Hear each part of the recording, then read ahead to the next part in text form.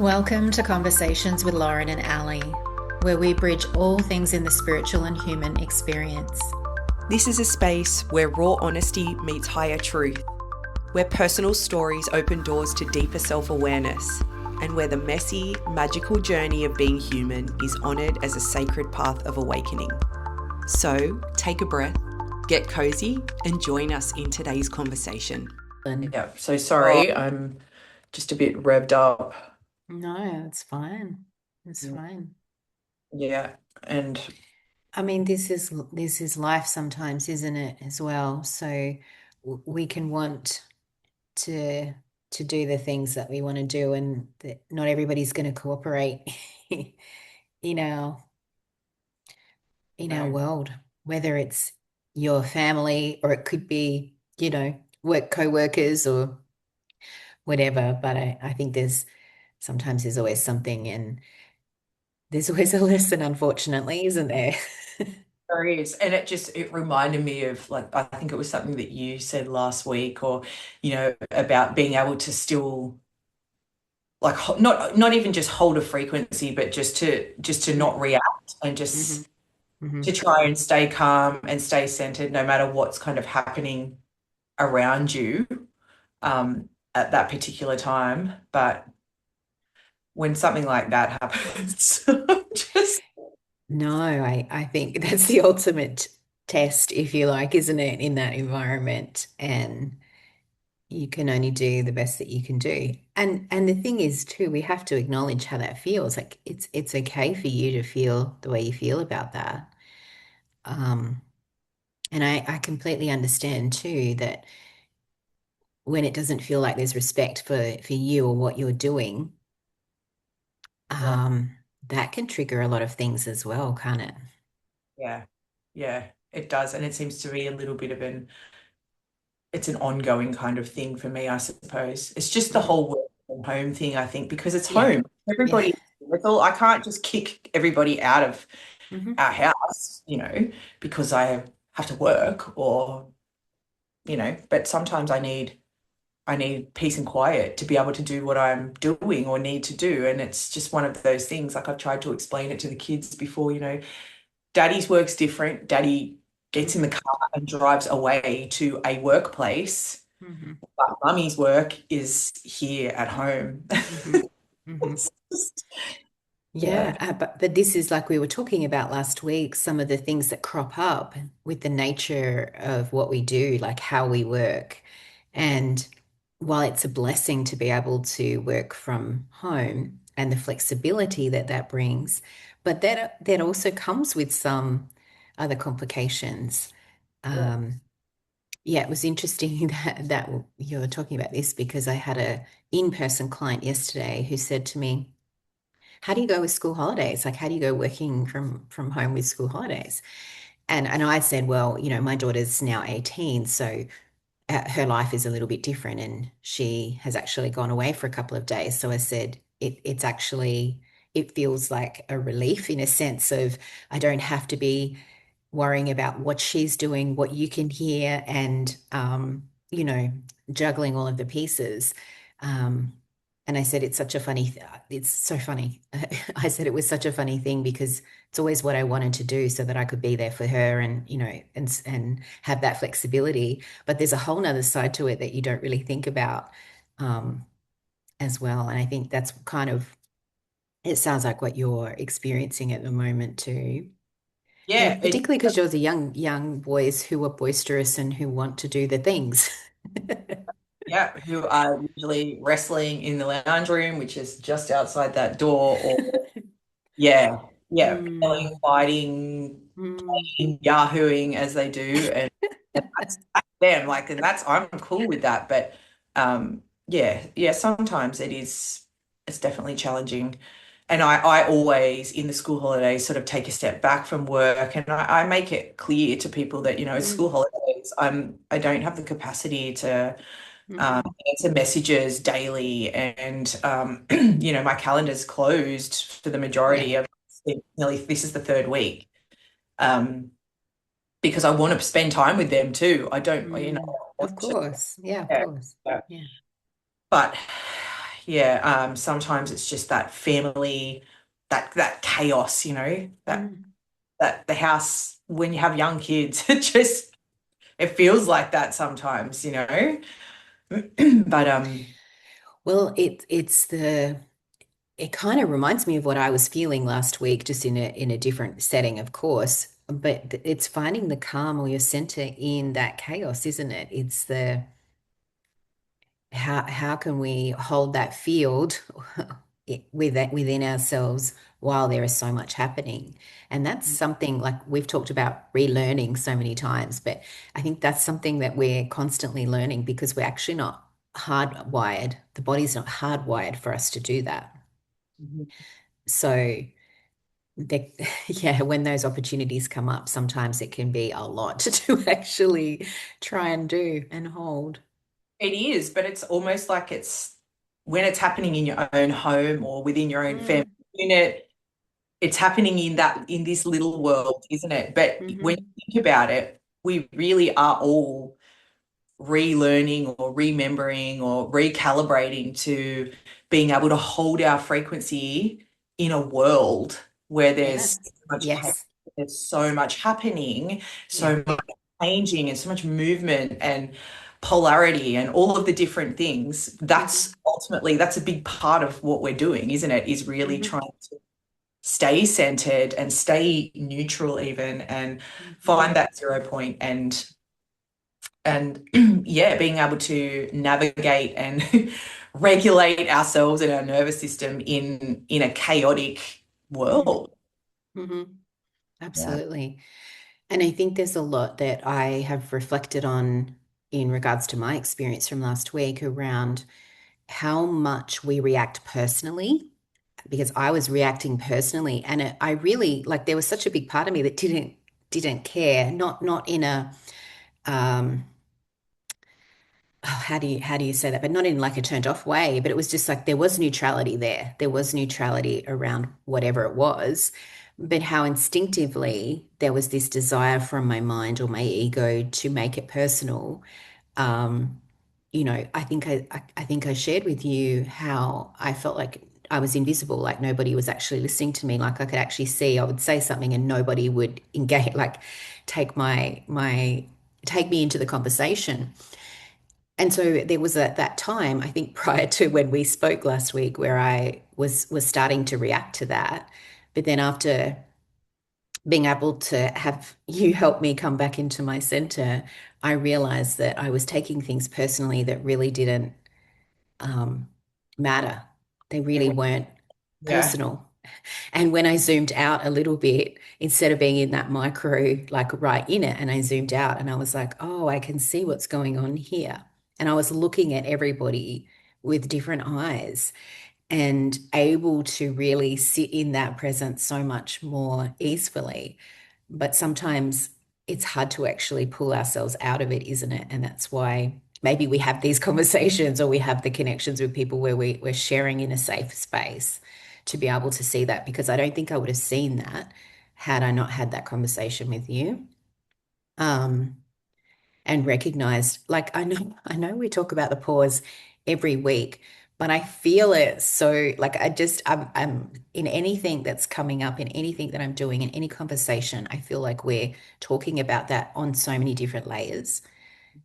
But I think for me, the way the pause is coming through as well is to allow us to see these things, to allow us to pause and just zoom out a little bit and just really connect with what's going on, to reset it, because that was something else that became really evident. And I've been observing that as I reflected. And this week is reset what that is and reset the relationship that I have to that. Or we can, um, also bring it back to a neutral and say, okay, well, let's try again. Like I'm ready to try that again and choose a different response or choose a different way. Mm. Yeah. Yeah. And it feels like I think these calls every week are a pause. They Mm. are a form of pause. Yes, absolutely. I love that. Hmm. Yeah. Because Hmm. this, just even hearing you talk now and just voicing what I was just feeling earlier about, the working from home and Hmm. feeling like sometimes my time or space is not, other people don't view it, like my family don't view it the way that I do. They just don't see it the way I do. Um, Hmm. and Hmm. and it is because everybody is making it personal. Like my kids, of course, are making it about themselves because that's all that's going on for them. They're in their own little world, Yeah. you know. And Les is doing his thing, but he is very mindful. I give him that. He is absolutely mindful of my work time and Hmm. space. Hmm. But yeah, it's not personal. It's not, even though it feels it. Yeah. It really does. It feels like, why is nobody listening to me when I'm, get out? I need quiet. Like, go away. You need to leave the house. And yeah, they're just taking their time and doing their own thing. And yeah, but it's not personal. And like you said, I feel calmer now. Thank you. I feel a bit more centered, Mm. um, in looking at it from that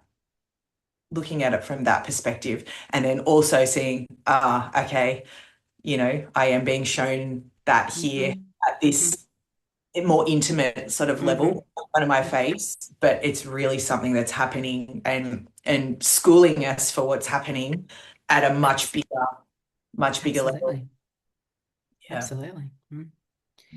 And if we could all do this in our immediate family, you know, it's so funny. I'm being really drawn to your background of the star. And as you were talking, I was kind of seeing you guys as like points of the star. And it was just sort of being shown if everybody was sort of anchoring their grid, their star, their whatever, and we all did that across, and through the collective, imagine how that would weave together. Imagine how we could all hold this field with a little more clarity, with a little more balance and harmony in that Yeah. as well. It's like one unified field, isn't it? Yeah. Yeah. There's that anchor point of unity where everyone's anchored to and everyone's moving from and everyone's energy is moving from. Just Yeah. still individually doing your own thing, but anchored into Hmm. that one Yeah. Yeah. field. Yeah. And if we're able to harmonize holding our center within our own family unit, how that is impacting on the collective. I know I speak to a lot of people who really want to be of service and looking to something large and grand. And I feel like these are moments of examples where you can do it in your own backyard and you're contributing to the collective, even though you can't see it necessarily. The mind says, hey, we're not really doing anything here. But I think this is also like, this is probably a slight tangent off that, but it feels like that's the message that wants to come into what we're talking about, is to see how when you do your own inner work, when you're in your own backyard and you're stepping into this state of being, that you are forming part of that grid, the tapestry, the network, whatever word you want to use, um, to the collective as well.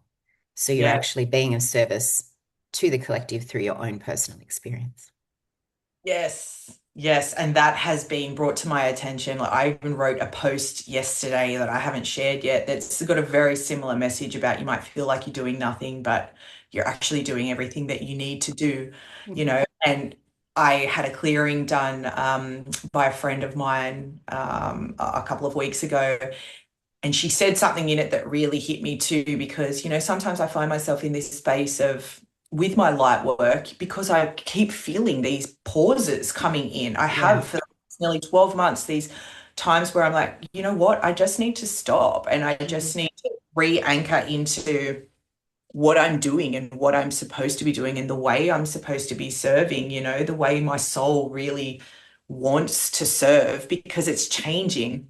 It's Mhm. always changing. And I feel like there's big change happening with me and my light work. And I felt Mhm. this change Mhm. coming. I'm still in that in between. Like I haven't fully stepped into it. I don't actually know what it is yet. Mhm. But he said to me, as part of that clearing, almost like a fleeting comment that she made in that recording was, even if you just spend your time on that land that you are on, talking to the trees, walking around in the bush, just being, that's enough.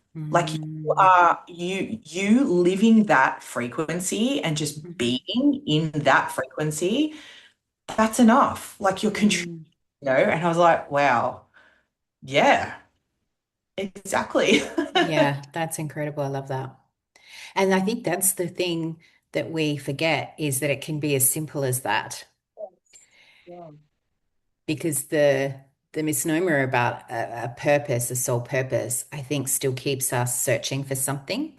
But be doing something. Yeah. Yeah, yeah.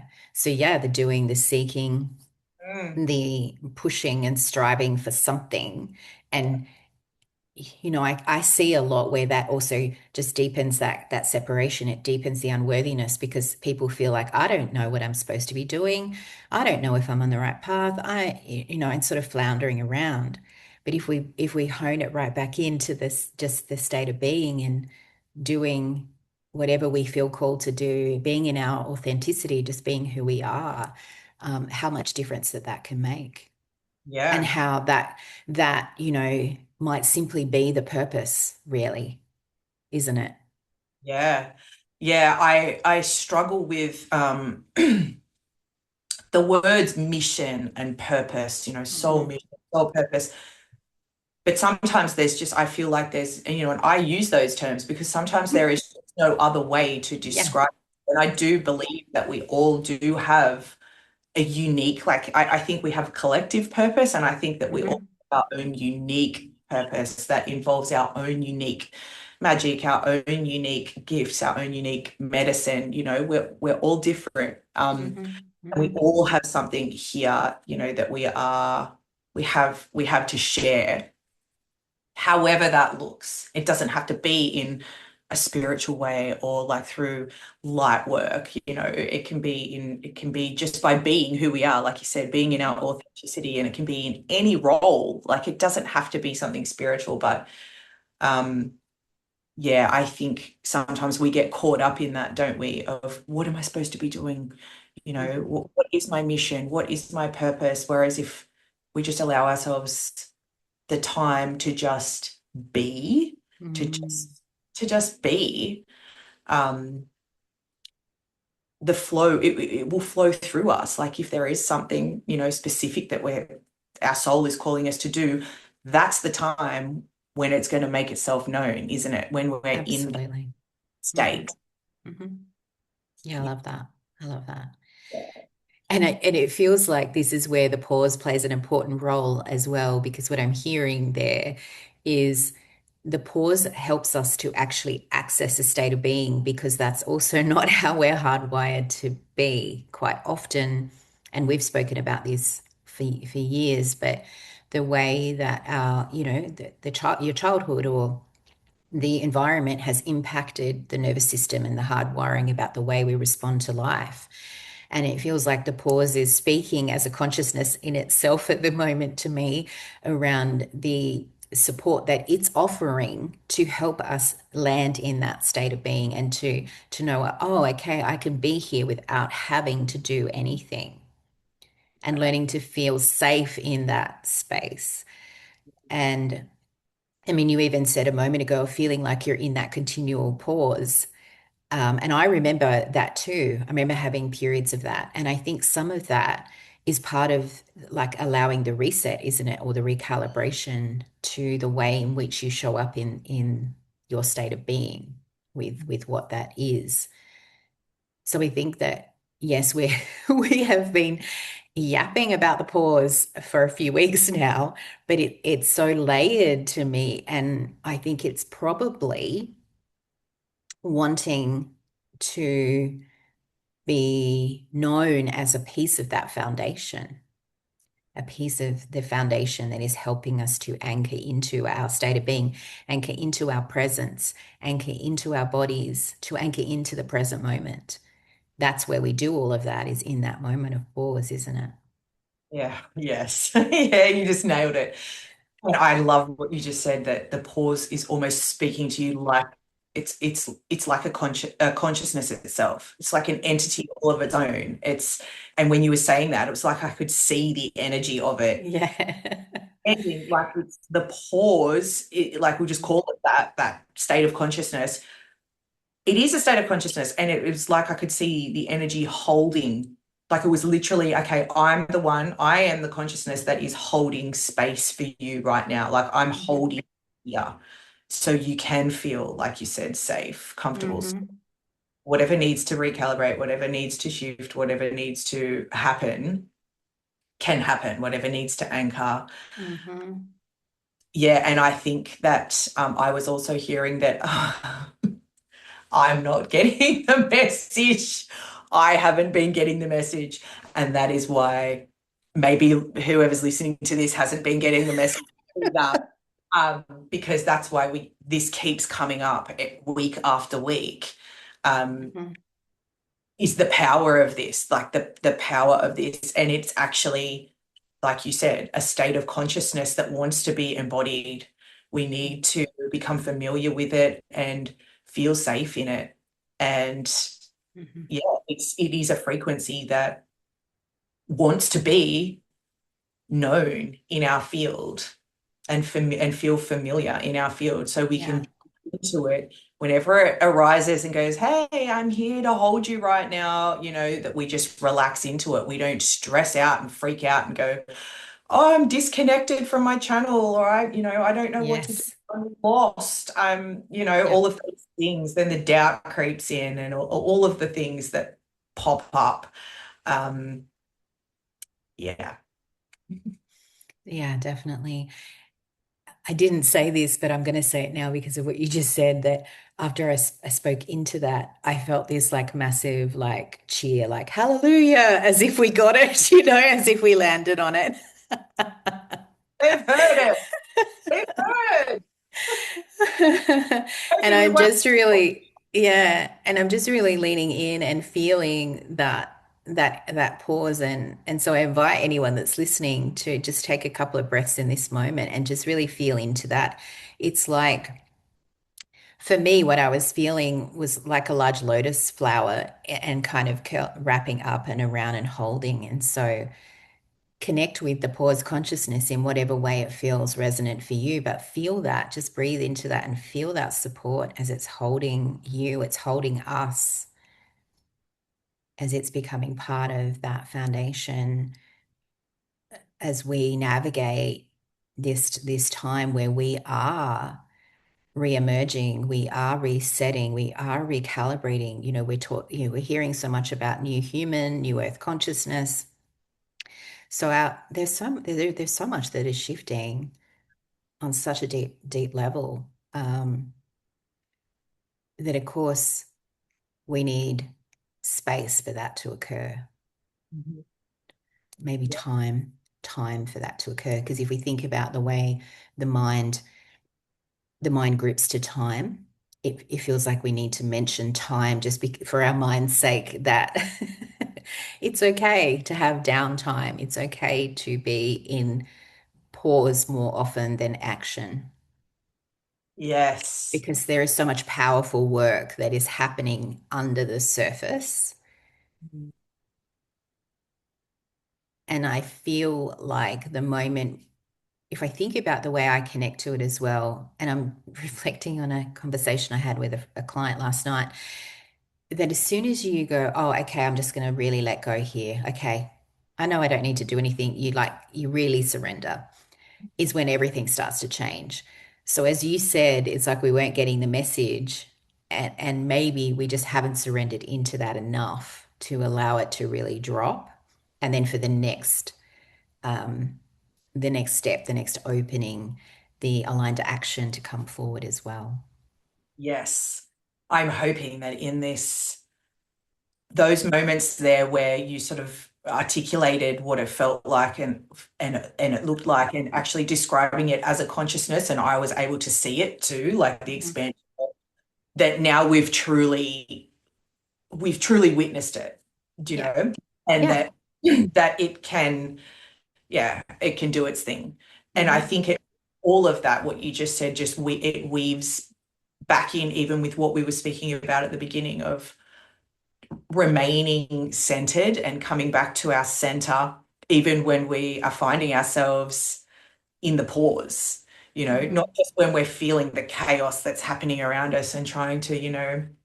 come back to our center. It's these moments of when we find ourselves in the pause, or the times when everything just sort of stops or slows down, or you start to feel a little different. Um, Again, that ability to and remembering to come back to center and remain in our center and not go into panic mode or overwhelm mode. And time definitely does come into that as well, because we're always in such a rush. We're always in such a hurry. And the pause is where I suppose we get to witness almost that, we see time slow down. You can see Mhm. it. You actually stop and look at it.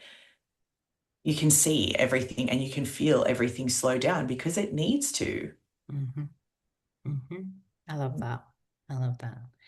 Well, we welcome the pause here. We welcome pause consciousness here to journey with us, to be with us, to hold us.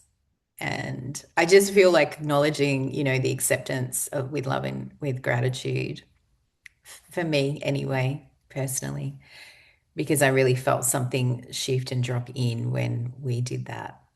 Yeah. Yeah. And that was not intentional. That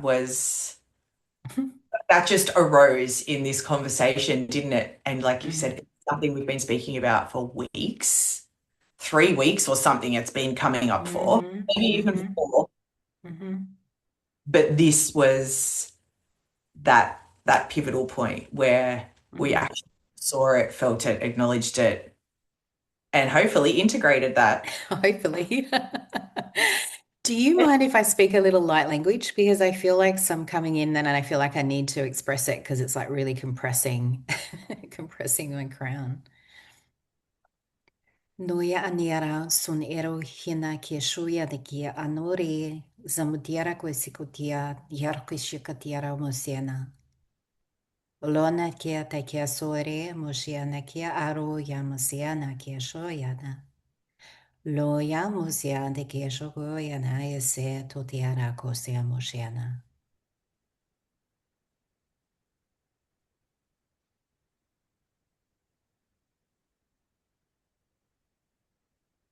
Thank you. I am complete. Yeah, I felt that pressure in like on the right Yeah. hand side of my Yeah. actually my crown. Yeah. Mm. Yeah. Yeah. Something just slotted into place. Thank you. Recalibrating. Mm.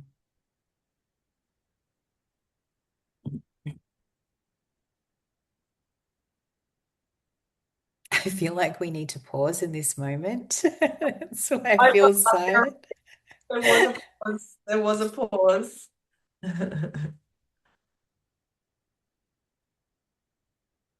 I just feel the consciousness of the pause expressing their gratitude at being with us and not just the two of us, but with all the collective that receives this, beyond who receives this, whether they know about the pause consciousness or not yet.